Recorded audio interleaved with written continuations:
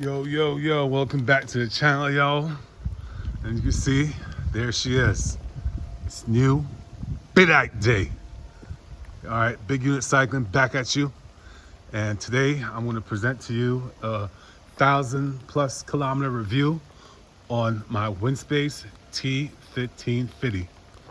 All right, so this is my first carbon fiber bikes.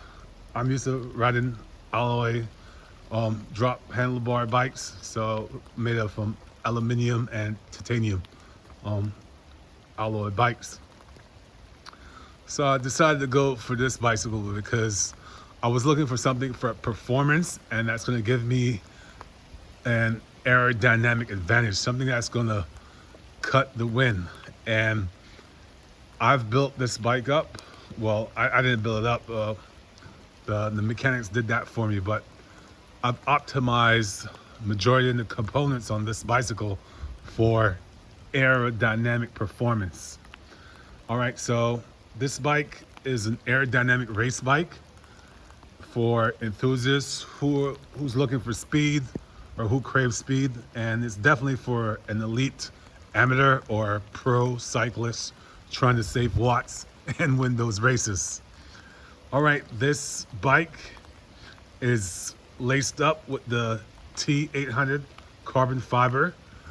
The geometry is pretty aggressive. However, I have mad stacks underneath my stem, as you can see here. So the position is not aggressive for me right now. So in order for me to fully optimize this bike, I will seek out a bike fit to see what position they could get me in on this bike to optimize the aerodynamic performance to fit my body. Sorry about the rain. I was supposed to go on a tempo ride today, but light out here is limited, as you can see, and it's raining, so I canceled my tempo outdoor ride, and we're gonna do this review now. All right, so this T1550 is using the top of the line Shimano Dura Ace group set, and this is electronic shifting, so it's very precise with its shifting. And you guys already know how Shimano does, man. And I have the 1130 cassette on there, and that's paired with wax, so it's dripped on wax, and that's why I'm not riding today, because the chain is wax. That's paired with a 11-speed Dura Ace chain on these beautiful roto cranks. So, and you can see here, I got the twin power, and that's giving me measurement in both legs. Very accurate, awesome training tool. And we got a 5339 because this bike needs to perform on the flats. All right, so where am I now? Okay, and yeah, another thing, this bike is a rim brake bike, and not too many bicycles optimize performance on the rim brakes side of things. So as you can see here, it's a rim brake bike, and this is a really cool feature, I think, but it's quite of a noise to set up, according to the mechanic, is the rear brakes located underneath the chain stays, trying to optimize giving the bicycle a clean look in the rear. So despite this bike being a rim brake bike, from behind you can mistake this for a disc brake bike because there's no rim brakes on the rear. All right, where am I now? I'm getting lost, guys. So yeah, the rim brakes are very powerful on here. Great stopping power, front and rear. And that's also thanks to these Lund rim brake pads. I will try to see if I can invest in more of these pads because they really pair well with the Lund Hyper R67 wheel sets. And the wheel is 60mm front, and this is about 68mm in the rear. However, these wheels, despite being so deep, they're really light, and they accelerate really fast. And this is the best rim brake wheels on the market, in my opinion. because it has a 28 millimeter outer width. You won't be able to find any rim brake wheels on the market in 2024 with a 28 millimeter width. And the internals on this is 21 millimeters, as you can see. And it also has carbon fiber spokes, which keeps the weight nice and low. And the hubs are very engaging. I don't think I will ever take these wheels off this bike. These wheels were made for the T1550. So if you're going to buy this frame, I automatically say get the D67 or the R67 if you're getting the rim brake version of this bicycle. And yeah, so the wheels are paired with, as you can see here, Continental Grand Prix 5000 STRs, and this is paired in 28 millimeter, and it has a little bit of a bulge on there, but that shouldn't affect the aerodynamic performance dramatically. But what it does do very, very well is the rolling resistance. And these things roll, especially when you keep the bike up to speed. All right. So yeah, hopefully I've explained everything about the wheels here. And just a touch on here, once you pair a 28 millimeter on these wheels with a 21 millimeter internal width, they plumb up to 29 millimeters. And as I've mentioned before, the wheel width is on these Hyper Lunds R67 is 28 for rim brake. That is just outstanding. Okay, and they have ceramic bearings as well, which just helps them to roll.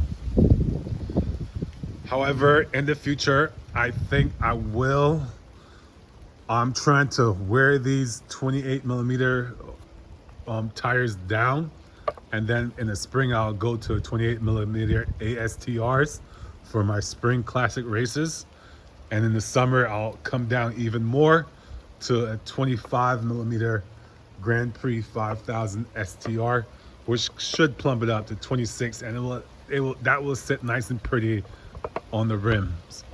Okay, enough about all this rim talk. We're here for the bike, man. Okay, and let me just talk about the components as well. As you see here, I have the zip handlebar and stem, which is really, really, really amazing.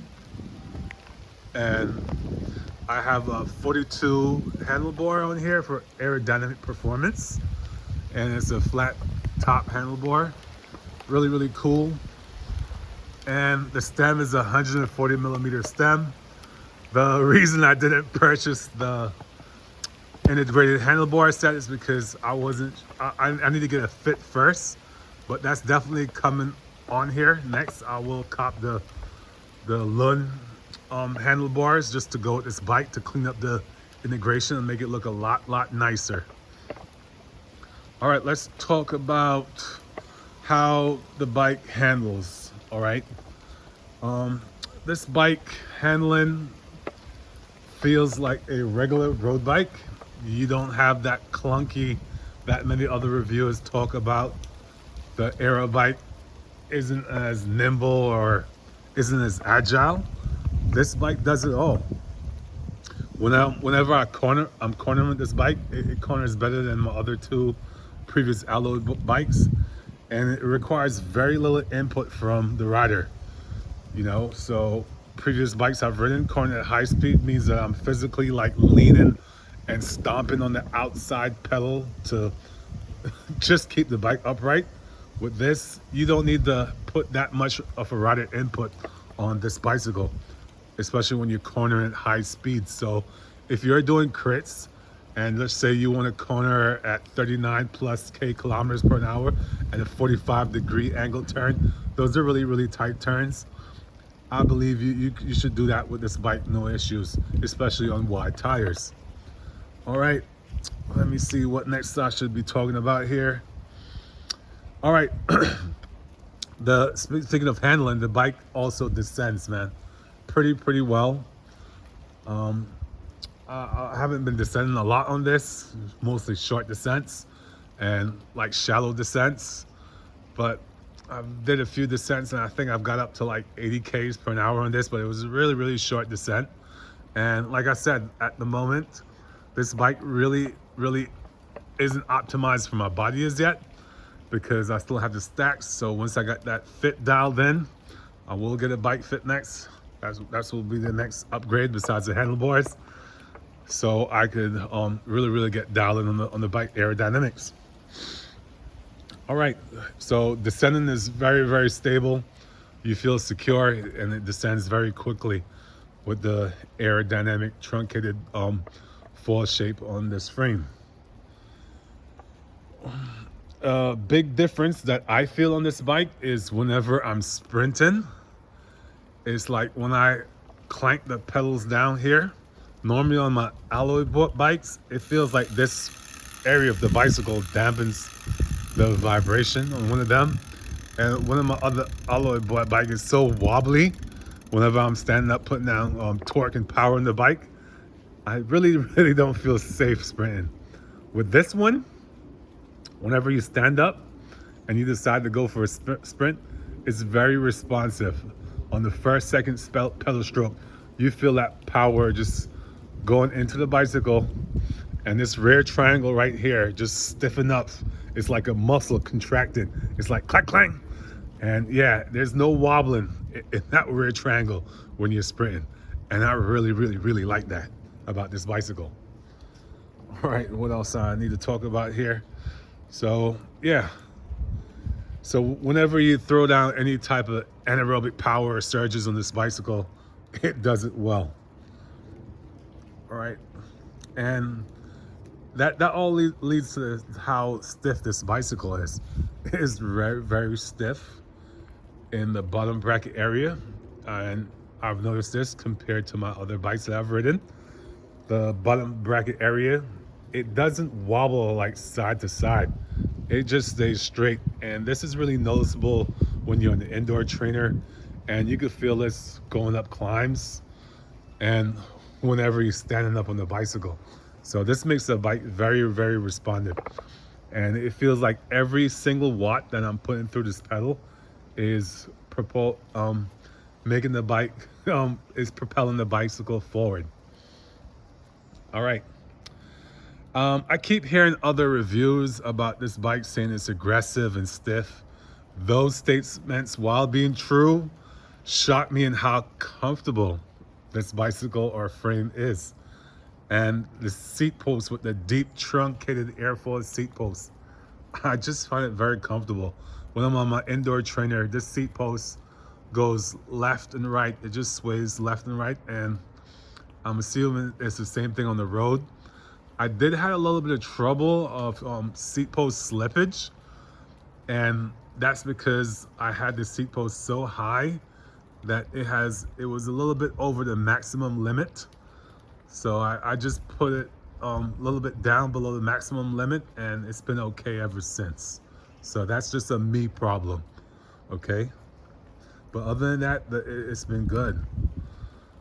I mean, like I've said, I've done over 1,000 kilometers on this bicycle. I've got this bike early October. And yeah, hopefully I think this frame is gonna last me a long time. And hopefully the bearings stay smooth.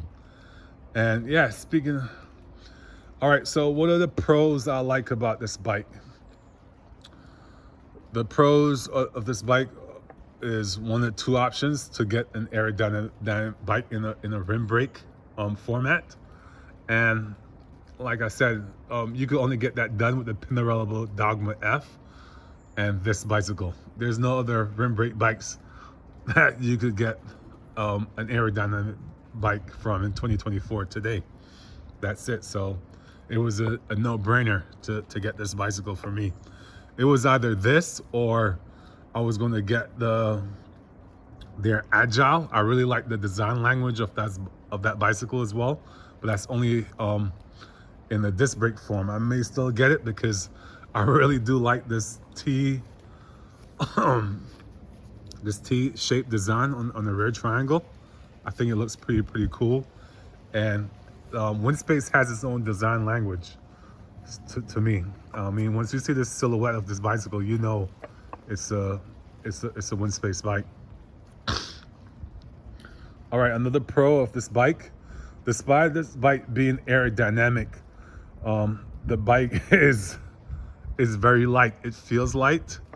I wasn't even going for a lightweight build on this bike. I mean, as you can see here, this is an XL frame, guys. So my main concern for this bicycle was just aerodynamics. Lightweight wasn't a thing for me. I mean, I got deep wheels on here. I just care about breaking through the wind. And the handlebar and stem setup I have on here is pretty heavy. It's like a 500 gram setup for this handlebar and stem. And the guy, when he built it, he said he weighed it, and it weighed in at 7.3 something kilograms, which is astonishing. And that's without bottle cages. And speaking of bottle cages here, I've also got these aerodynamic bottles from Fabrique. They're pretty awesome to use. You just need to have a little bit of practice with it. But I'm not quite sure if this is going to give this bicycle an advantage, because I think it could. That's something I'll have to go and test. As you can see here, the silhouette of you're not able to see my bottles. So yeah, it's something I'll have to test out, but it takes some time. I use these bottles every time I ride with the bicycle, because you do need to have some practice on handling the water bottles when you're riding. All right, so another pro of this bike is the stiffness, man. This is one of the stiffest bikes I've ever ridden, and the comfortability of this bicycle is another pro as well. I'm shocked to see how comfortable this bike is, and hopefully when I get my bike fit on this, it'll be even more comfortable. The cons of this bike is definitely the rim brakes. However, Winspace do offer a disc brake option, obviously. So that could be a con, because as you can see now, it's kind of wet. And yeah, I think a disc brake version of this bike will probably be better for you if this is your one and only bike. So yeah, I was kind of thinking of if should I go for the disc or for the rim brakes. Another con for this for me is since I would consider myself still a beginner cyclist. If you're a beginner cyclist, it could be a con for you, because you have to buy this as a frame, and which means you'll have to source out the parts to go with this bicycle. It doesn't come as a fully built bicycle, so this could be a con for a beginner cyclist, you know. Another con is probably the brakes on the chainstays. Like I said, that could be a con, because that's not really a technology that's being used in today's modern bicycles. So, and that's something you also need to find and source. So that's a little bit of a con. And yeah, those are my cons for the bike. So to conclude, the Winspace T1550 is an amazing bike. If I put Tadej Pogacar on this, he will be wearing yellow in Paris. And if Wout van Aert was supposed to ride this bicycle, you best be sure this bike will be in green, and he will be in green. That's how good this bicycle is, man. It's aerodynamic, it performs, and yeah, very happy to have it. And yeah, and if I want to get this bike to 6.8 kilograms in an extra large, that could be achieved as well. But like I said, that's not the goal for this bike for me. The goal is to have something that's going to slice through the wind, and it's doing that right now. And just to quantify here, I have like a 3-hour endurance ride, and compare that to my CAD 12. I am 2 kilometers faster on this bicycle, and to the CAD 13, I'm a kilometer faster. So yeah, this bike does improves my performance aerodynamically. Okay. All right, so who is this bike for? Like I've said before, this bike is for an enthusiast, intermediate elite racer who has an older model bike with electronic group, and they want something modern in, let's say, rim brakes, and they want something that's going to perform. This bike is for you, and possibly I could get 30s in here, but I wouldn't bother. Like I said, I'll probably be going down to 25s on these at the minute. As you can see here, these tires plumb up to 29. But yeah, you really don't want to do that because you may throw off the aerodynamic performance of these wheels. Okay, I hope that this review brought some insight to some of you guys who are interested in the Winspace T1550. And if you have any questions, just fire below in the comments. And if you like what I'm doing here, just give me a subscribe. I will be coming out with more videos in the future, and I'll try my best to update frequently. As you can see here, it's raining, so just give us a thumb if you like this review. And yeah, I hope this review brought some perspective on the Winspace T1550. Have a good day, and Big Unit Cycling here. We out.